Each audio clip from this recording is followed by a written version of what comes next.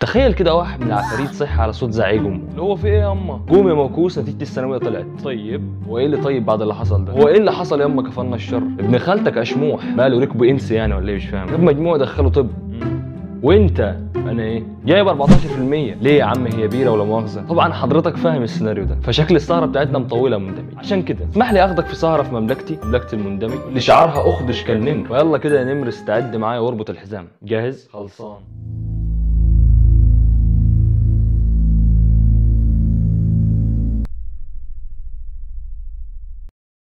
ياه وحشتوني، ما اقدرش انكر بصراحه. وحشتكم ده كده كده، والناس بتسال ما بتقصرش يعني، ما اقدرش انكر برضه. ما علينا. انت عارف ميزه الحلقه دي ايه؟ انها موجهه لجمهوري من الانس والجن. الجن اللي كلنا عارفين في منه الكويس والوحش زي الانس بالظبط، في المسلم العادي والتقي وفي اللي مش مسلم، وده المتعارف عليه. بس الغريب في الامر هو انك لما تيجي تفكر هو ممكن عالم الجن يوازي عالم الانس. يعني هل ممكن تلاقي مثلا جن مهندس او جن قاضي او جن دكتور؟ والله جايز ممكن تحصل او بتحصل. فمثلا عندك راقي شرعي مغربي الجنسيه بيحكي عن احد الحالات اللي كانت متلبسه بالجن. الحاله دي كان عندها ورم سرطان كمرض يعني بعيدا عن التلبس، والجن المتلبس بيها كان مسلم. فمن شده الرقيه اتعظ ورجع لرشده وخرج من جسد الحاله. لما خرج حب يساعدها فعالج بفضل الله الورم اللي كان عنديها. والجن ده على كلام الراقي زي ما حكى له يعني انه كان طبيب، ولما راحت الحاله دي تعمل اشعه الاطباء قالوا لها ان الورم اتشال استؤصل.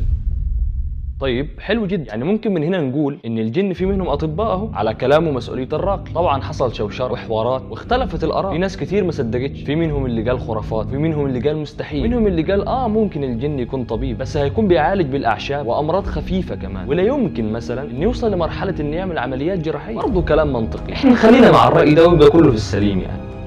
لا ما تريحش بالك كده، لانه في مصدر صحفي اعلامي نزل تقرير عن شيخ في بلد ما بيستعين بالجن في العلاج، وعالج الطفله صاحبه ال10 سنوات اللي اسمها ملك من مرض القلب. الله، يعني الموضوع هو فيه عمليات جراحيه. للاسف الفضول ما اخذكش انت بس ولا انا بس، الفضول اخذ الصحافه انها تروح لمكان الشيخ ده، وبالفعل راحت مكانه وبتوصفه على انه شيخ قمح البشره قاعد على مقعد خشبي، ويدعي ان معاه 6 من اطباء الجن جالسين حواليه. المريض بيدخل بيقعد على كرسي بيحكي الاعراض، والاطباء من عالم الجن ولا مؤاخذه يعني شخصوا الحاله وبيبلغ الشيخ بميعاد الجلسه الجايه اللي هو ميعاد العلاج. يعني لحد هنا 10/10. خد التقيله بقى، يقول لك لو في مريض يلزم عمليه جراحيه او تدخل جراحي، اطباء الجن دول يطلبوا من الشيخ ان يدخل المريض في غرفه خاليه وبيدخلوا معاه وبيقوموا معاه بالواجب يعني. والعجيب في الامر ان بعد العمليه اثار الخياطه بتكون باينه واضحه.